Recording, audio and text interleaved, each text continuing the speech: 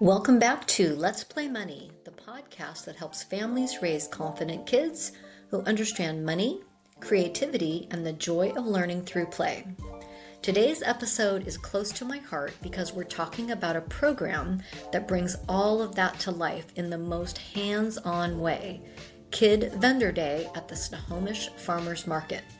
If you've ever wondered what happens when you mix a farmer's market, big imaginations, and real-world entrepreneurship, this is it. I'm joined today by two incredible women who help make this program shine. Sarah, the Executive Director at the Snohomish Farmers Market, and Krystal, the Executive Director of the Snohomish Chamber of Commerce. Together, we're unpacking what Kid Vendor Day is, why it matters for families, and the surprising way it strengthens an entire community. We'll look at how kids gain confidence, how families bond through the experience, and why local businesses love cheering on these young makers and creators.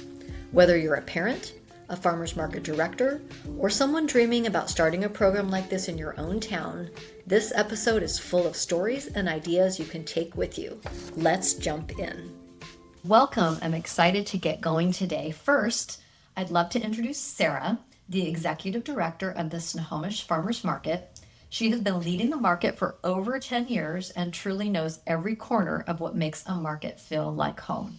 She's the heartbeat behind so many of the experiences families enjoy each week, including Kid Vendor Day. So Sarah, for our listeners who may not know you yet, can you share a little bit about your background and what led you to this role in the market? Sure. It's a long story, which I will spare you the lengthy details, but essentially I started a business about 15 years ago because I saw Snohomish and how charming it was. I had just moved here, loved everything about it, and decided I wanted to make an impact and make a difference in this community. So I started volunteering. Through volunteering, as you know, you make connections. And I had a connection that came home from a chamber meeting, was like, hey, the farmers market is looking for a new manager. And I was like, I don't know the first thing about doing that. And she's like, can do it. And so I applied. They interviewed me at Toto, Mexico while they were drinking margaritas and I was in like a business suit. Then I got hired and I had a very steep learning curve from there, but I just fell in love with being part of the community, helping small businesses and watching the market grow and thrive. And what you have done there in the last 10 years is amazing. I just want to give you those props. That has been really beneficial to the farmers and also the other crafters. I don't know if they have a specific name for them. Artisans, yes. The other artisans. All right, and I'm also excited to introduce Krystal, who also just jumped right in. I'm so excited to talk to you both, the Executive Director of the Snohomish Chamber. You're new to the Chamber this year, but you jumped in with incredible energy and a real passion for supporting local businesses and community programs. So this was your first year experiencing Kid Vendor Day, and you brought such a fresh and just a really needed perspective. Would you share a little bit about your background and what drew you to the work you're doing now with the Chamber? Yeah, actually, I've been in member-based organizations for the last 18 years, most of it in the community building and events space. So this was kind of a natural fit for me. I love creating community. I think anything we can do to keep the businesses in Snohomish thriving and keep Snohomish a thriving community is essential. And building those relationships that's how we do it, right? Yeah, absolutely. Oh, I'm so excited you guys are here. Okay, we're in the studios, the Let's Play Money studios here in Snohomish. We're really in my office, but let's go ahead. So I'm going to start with you, Sarah. Sure. I have a couple questions. We're going to go over the program, talk to Krystal, and we're going to kind of go back and forth here. So first and foremost, as a market director perspective, what is Kid Vendor Day and how does it fit into the Snohomish Farmers Market? Kid Vendor Day was around before I took over, and it was just kind of an area for kids to do like crafts and have a couple tables and sell their wares. And I just started to think, one, we're taking away space from the other vendors, but two, like, how do we make this a little bit more of a presence? How do we make this a bigger thing instead of just $5 table, here you go, and kind of just send them out into the world? We need more entrepreneurs for the life cycle of the farmers market. Some people are going to age out, some of our farmers are going to go away, those types of things. And just the nature of small business, it changes. So the idea behind Kids Vendor Day was, how do we incorporate families more and also get kids more excited and understanding what farmers markets are about and how small businesses are important to our communities. So you've talked a little bit about the inspiration then of the program. What makes it special for families, do you think? I think parents getting to see their kids explore their creativity and actually put their ideas into motion is one of the best parts. I think some of the parents are often blown away at the ideas that these kiddos have. And then the community of kids sharing ideas and getting to meet each other and practicing some of those social skills too is really exciting for families. And then I know the parents get really excited and try not to take over on Kids Vendor Day, but like get really excited to see their kids out there talking to adults, talking to strangers, talking to the vendors. Some of the kids came around during market season after our classes and went up and interviewed vendors to ask how those things are going. And I think the parents were just so impressed. Yeah, I watch it firsthand. It's amazing. So what stands out to you when kids set up and when they sell at the market? Honestly, this year I was just blown away by the level that these kids brought. They brought their A game. And if you have visited the market or you visited the holiday market that we have, vendors have to bring their A game. And these kids didn't disappoint. And I used that as a threat to the rest of my vendors. I'm like, you better watch out. These kids are coming for you. Just their intention behind their displays, behind the things that they make and their adaptation to something else if it doesn't work. Just all of it, their professionalism. They're not there just to have a good time and play with their friends. They're there to sell. And some of them have financial goals that they've set because there's something they want to buy and this is the way that they do it. So they really, really show up and tell their stories just like I would expect any of my regular vendors to. Yeah, that's a great example. How does Kid Vendor Day strengthen the overall market community?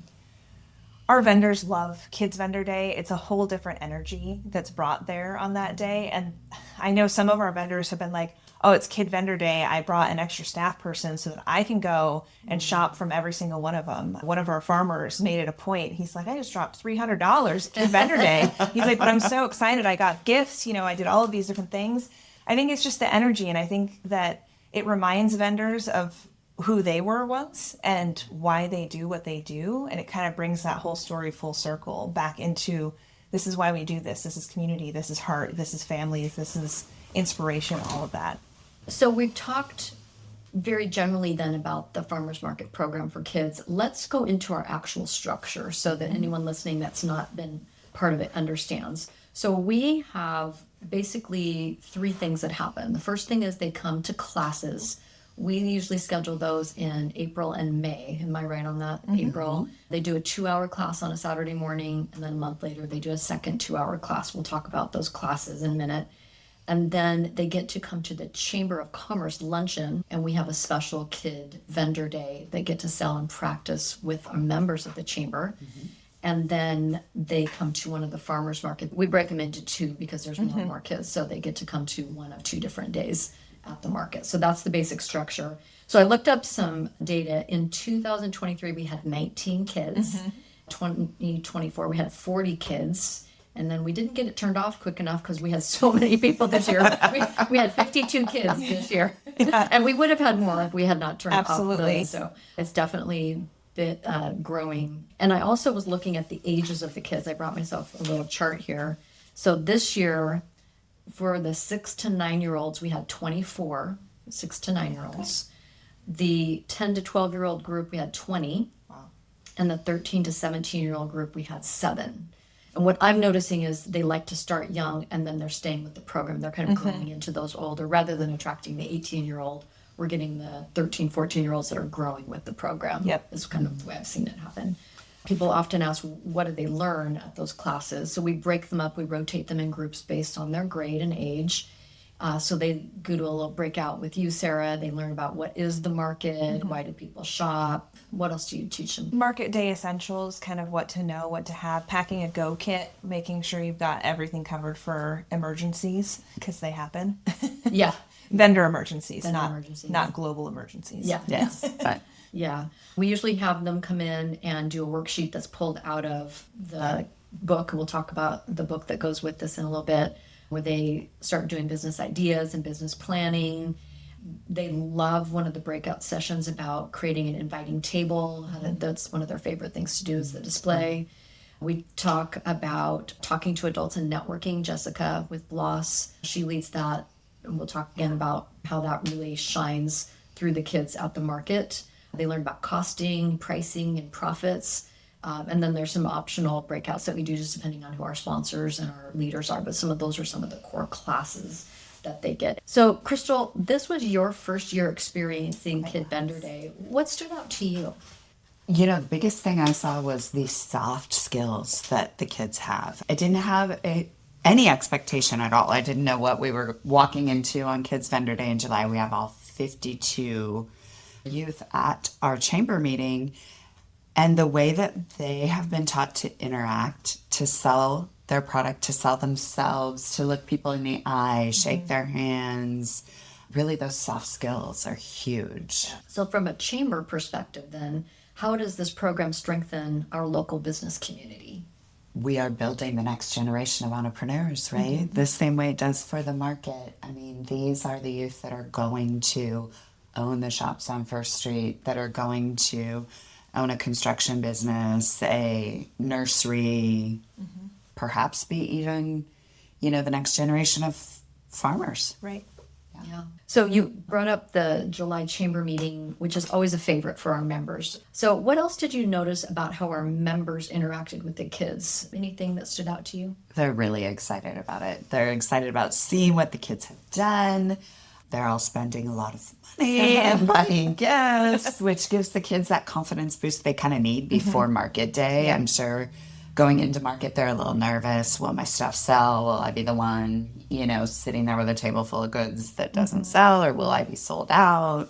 The chamber members are also so excited to just talk to them, mentor them, talk about I even heard them talking about their business plan, or are you making a profit on your items, which is something, you know, we all go to the lemonade stand down the street, but they're just selling the lemonade their parents bought and the cups their parents bought. And they're like, I made, you know, $35 today selling lemonade. But having that basis where the chamber members were like, well, what does it cost you to make this? And so you're making $5 on each one or whatever it is, I think was really good. Yeah. What about the professional space that they're in? So they're coming to a space where we have a certain way we load in or the way that we set up. What do you see about how they build their confidence and their practical skills? It's a learning curve for them. Like they think they're just going to come in and do their thing, and they realize, oh, I have a partner.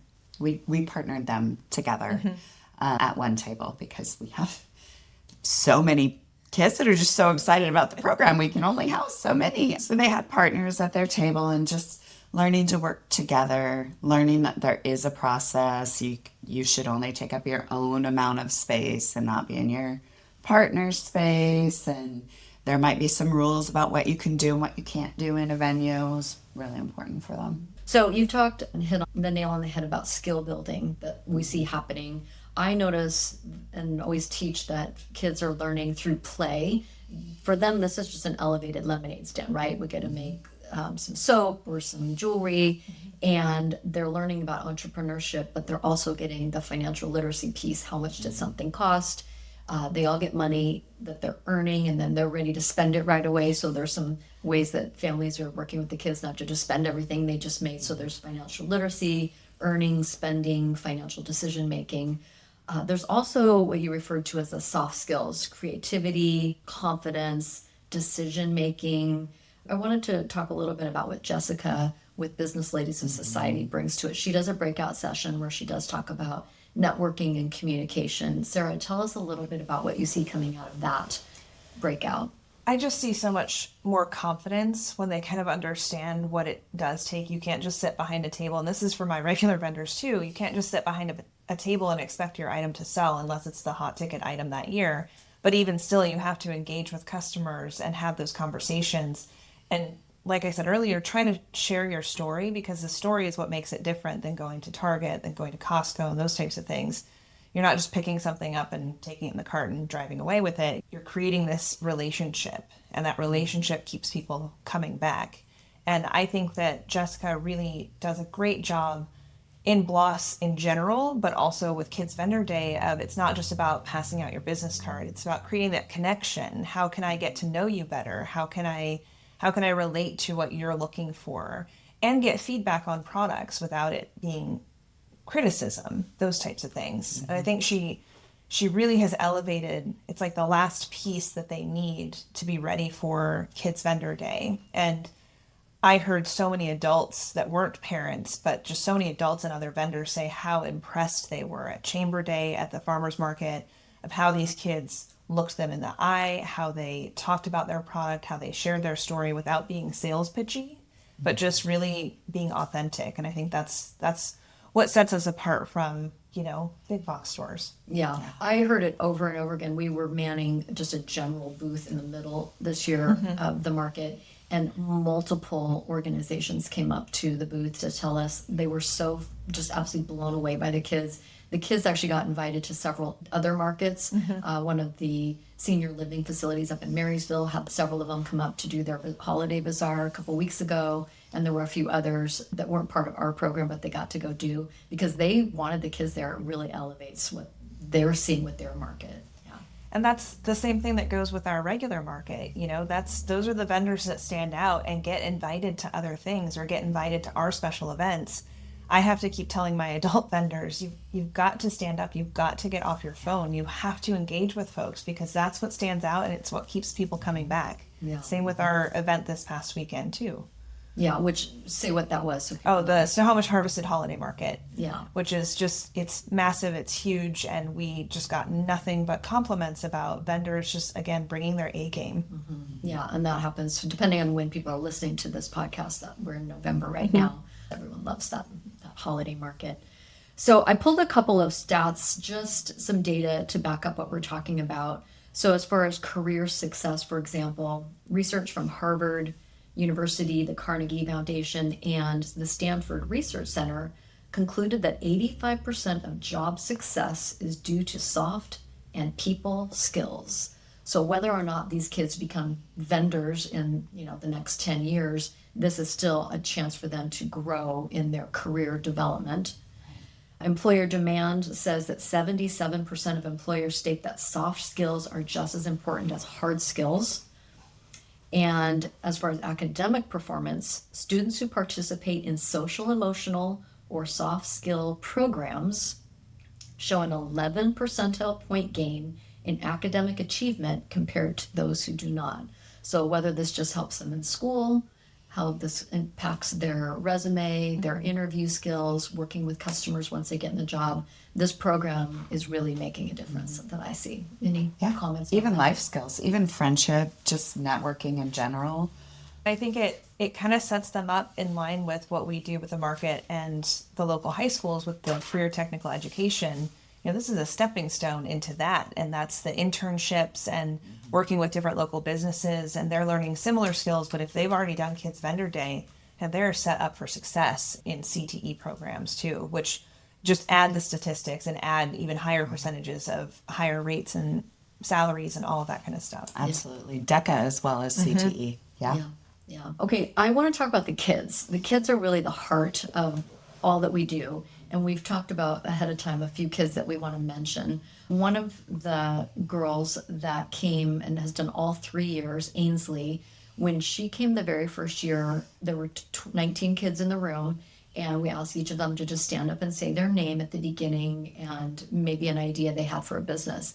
And she was so shy and introverted that she basically just kind of tucked into her mom's arms and didn't complete that part of it. And that was okay. It was just brand new to her. And what I've watched with her is her leadership development. So by the end of the program, she was shoulders back, ready to talk. And I think it was the second year at the July meeting where all the members were, I was passing the mic around and having kids say their name, and she took it and said her name and what she was selling.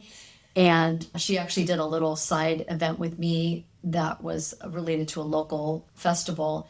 And it wasn't as well attended. The people weren't shopping very well. Mm-hmm. So she took her soaps and she was walking out into the aisle and having people smell them and inviting people over to her booth. And then this year, we had a young boy who was also having kind of the same thing that happened with her. He was feeling very shy, didn't want to even come into the room. And so I said, "Hey, AC, would you mind just coming and meeting him?" She came out, she just sat down in the hallway with him, just leadership, like development and action. She was so present and willing to step up and be part of it. So really enjoyed watching her personal development happen throughout this whole process. It's not about the soap, even though she'd say, "Buy some soap and smell my soap." It's really not about the soap. Right. Yeah. Sarah, how about you? Who's someone that stands out to you? I think the Monger family, they had the 3 kids join the first year, and Sophie was the youngest, and I think she was 5 when she started, and she was just so outgoing, and maybe being the youngest with 2 older brothers, but the way that the siblings, which doesn't always happen, worked together, not necessarily on the same business plan, but were able to help each other. Well, why don't you try this? Why don't you try this? But still focused in their own lane and had their own tables. They stopped by the holiday market just recently, and the oldest son is now talking about helping his mom with something new that she's looking into doing. Could he carve out a little space in her tent? And it's really cool to see that, because siblings obviously don't always get along, but this is like a shared common interest. They went home and they got creative together and were able to just pull something together and really shine at it. And the confidence level, Sophie, we weren't worried about having confidence level at all, but No, I think I said she's going to be the next chamber president. 100%, 100%. But just so cute and willing to talk about her products and sell them. I think she had the pet rocks, and never thought I would buy a pet rock, but I sure did, because she absolutely sold me on it. And they each had stories, they each had names, they had little blankets in case they got cold. Oh, that's so cute. They did. And the second year she came back with pet snakes, little crocheted snakes with the googly eyes. Yep. At one point I was talking to her as a young 5-6-year-old about the cost of goods of the rocks she got out of her backyard. They were free. Sustainable. The googly eyes cost something at the craft store. And I said, well, maybe you could go home and count how many googly eyes and then divide it by the price. She goes, it says it on the package how many are in it. I'm like, okay. You definitely know more about this than I do. She's such precocious, just like really knew. But we're having conversations with these young kids about how much things cost. They're smart. They can do it. Yeah. Yeah, and I love Daphne watching her pivot. So the first year she had simmer pots and they did really, really well. And then she felt like this year perhaps she had exhausted the simmer pot market. And so she changed, and she had, I think she called them bath teas, but they smelled so fabulous. They were good for your skin. You poured them in your bath. And her brother, on the same note, made some marshmallow guns. And when he tried them out the first time, they didn't work the way he wanted them to work. He wanted the marshmallows to go a little bit further than they were. And watching him talk to his sister, talk to some other chamber members and talk about, well, maybe if I change it like this, or maybe if I change it like that. And then by market day, it was exactly what he wanted.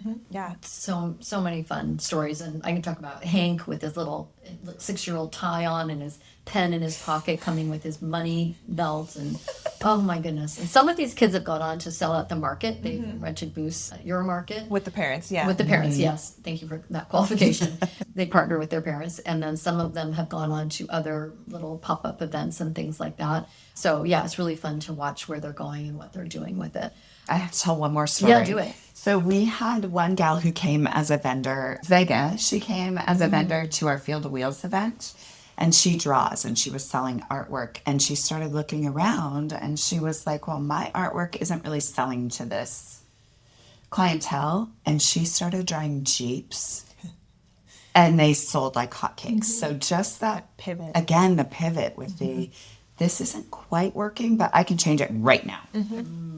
Well, I want to give a shout out to Vega. She is the artist for the last 2 of my books, including the Farmers Market book, which I will put a link to in the show notes for our resources. Her artwork has transcended beyond the market because she's now doing commissioned things and so forth. So great example of another kid that's really on her way with her talents.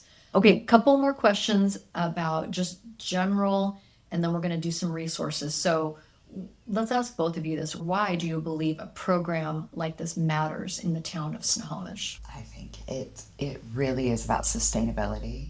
it's also about the community getting involved. Our business community wants to mentor. They want to bring up new entrepreneurs, whether they're, 6 to 12 or 25 starting a business on First Street. Our community wants to embrace and mentor. I have many thoughts on this. I think that we're seeing this shift in society away from those traditional jobs. The economy is weird, layoffs are happening, all that kind of stuff. So that traditional trajectory is changing. It's not going to be the way it was when I was a teenager looking for a job or even trying to go to college. And so I think we're opening up a world of opportunity for these kids to see that they can make their own way. It's different and it's really, really hard. But gig work and having your own business and all of that is possible. You have to work really hard at it again, but it's possible. And starting that seed really, really young just gives them more of an opportunity to grow into that and keep pivoting and keep finding that direction. I mean, it's what so many of us did when we started our own businesses. I also think when you mention it being hard, I think that one of the things we miss in financial literacy is when we let them learn when they're young and it is hard or there's a challenge, that's when they're not afraid to make a mistake or they can afford to make a mistake. Yes. Like one of the young boys a couple of years ago, he didn't make enough products for the July event. And his mom was standing off to the side, feeling a little angsty about him not having enough, but he had to live through that, his only having 6 little magnets, I think they were. It taught him, it was an easy hard, right? It's like, okay, next time I need to make sure I have 20 things here. And he went home and he fixed it. Or if he had been 25 or 50 years old and you come to the market and it's hard, then you're like, oh, I just sunk in $1,000 or, your risk is so much higher. Yeah. And so I think that's where also the learning comes in. It's still easier to get through and have someone help you with it. For markets and organizations listening, other farmers markets or Rotary clubs or other places, what would you say to encourage them to start their own version of a kids' youth program? I'd say collaboration. I mean, there's no way that I, as the director of the market, could do all of this and organize all of this on top of the regular market. So when we all started having conversations of who do we know that could kind of funnel this part and do this part and how do we make it work together, I think that's the biggest part is just collaboration, which leads right back into community and supporting this community and getting people involved too, because parents want to get involved and community members want to get involved. And I think it's just, I won't say it's easy because we all work very hard at this program, but it breaks it up into bite-sized pieces, which is exactly what we teach the kids and the business planning and the cost of goods and all that kind of stuff. Yeah. Final thoughts, Krystal? I would agree with that. I feel like I beat the same drum every time, but it is about community. It is about lifting each other up, supporting each other up, and learning from each other. And that's the environment that we're creating. And we are always improving our program as well. We have, improved the way that we deliver it, what parents need to know, our communication as well. So we are always aiming for our A game as well. Well, and we're even talking about, okay, now we've got people we have youth who've been in this program for 3 years. What can we teach them? What can we do for them that's different than what we've done in the past so that so they continue to learn and grow? Yeah, some leadership skills and development. Absolutely. So we could continue this conversation for hours and months, especially we could go through all the kids' projects, which is delightful. But let's give some resources. I will definitely drop these into the show notes. They can go and learn just generally about the Snohomish Farmers Market at snohomishfarmersmarket.org. If they want to be part of the youth program, they simply click on the youth page. And depending again on when they're listening to this podcast, for our program, usually the link comes online mid-February by March to sign up, and it starts in May with the first class. If you're listening to this months from now, it may already be full, but look, chances are high. Mark the calendar. There's always time for next year. Yeah.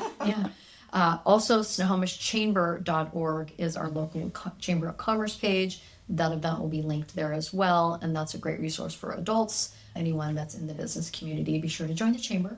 Absolutely. Sarah, you have your own podcast. I do. That is called Your Market Maven, and I'll put the link as well. You and I have done a couple of things together, including we have a podcast where I was the guest called Growing Great Kidpreneur, so I'll put that in there. And then you interviewed the kids, which I love the title, Let Us Talk to the Kids, like lettuce, like a head of lettuce. Let us talk to the kids about it. and you interviewed the kids during one of the markets a couple of years ago. So that's super cute. Yeah, Sophie has a cameo in there. Okay. All right. Yeah. So those are other great resources. And just in general, the Market Maven, you are the Market Maven, and you are a great resource for the entire community. Thank you. Always reach out to Sarah if you have a question. And well, I shouldn't say that. You probably don't want every question, but Maybe not. Yeah. Look on the website first. look on the website first. That's a good rule of thumb. Of course, the little books at bigbusiness.com is my website. I also have another URL called farmersmarketkidsbook.com. You can get there straight away, and that takes you to the Tim Young Turns Clouds into Coins, which is a book all about the farmers market program. The first year we used one of the other books so kids could just be inspired. But I was like, yeah, these kids need their own book. And so the Tim Young book really follows, it's a made up story. It's not about any of the kids, but it does follow the system. It's got worksheets in the book. Those can be ordered in the kits that I provide to markets or on Amazon or any place else that people buy books. So that is a great way just to get the flavor of what we're doing. So all of those will be in the show notes at the end. Thank you again both for taking the time out of your busy day to record this podcast, and I'm hoping that it gives great inspiration to people all year round about going to their local farmers market. I go every Thursday, rain, Yes, shine. you do. I try and bring my cash as best I can, even though I know a lot of them take other forms of payment, supporting the adult vendors. And then, of course, our kids market program in August. So thank you both, and I appreciate your time today. Yeah, thank you. And thank you for everything you do for this program. You have been an integral part. Oh, thank of you. this. Yeah, it is truly a passion project. It's absolutely a happy place in my life, so I love it. Yeah. Okay, thank you. Thanks. Thank you for joining us today and celebrating the magic of Kid Vendor Day with Sarah and Krystal. Programs like this show what can happen when a community opens its doors to kids. Confidence grows, families connect, and local businesses get to cheer on the next generation of makers and doers. If you're listening from another town or market and you're feeling inspired, you're not alone. Everything you need to spark something similar in your own community is often already right around you. Space, support, and a handful of kids with big ideas. And if you'd like tools to make it easier, the Farmers Market Kids book, Tim Young Turns Clouds into Coins, along with our special Kidpreneur Kit, are fun and easy resources available to you. I'll drop the links in the show notes. Be sure to subscribe so you'll never miss an episode filled with simple ideas that help families raise financially confident kids. Thanks for listening. I'll see you next time.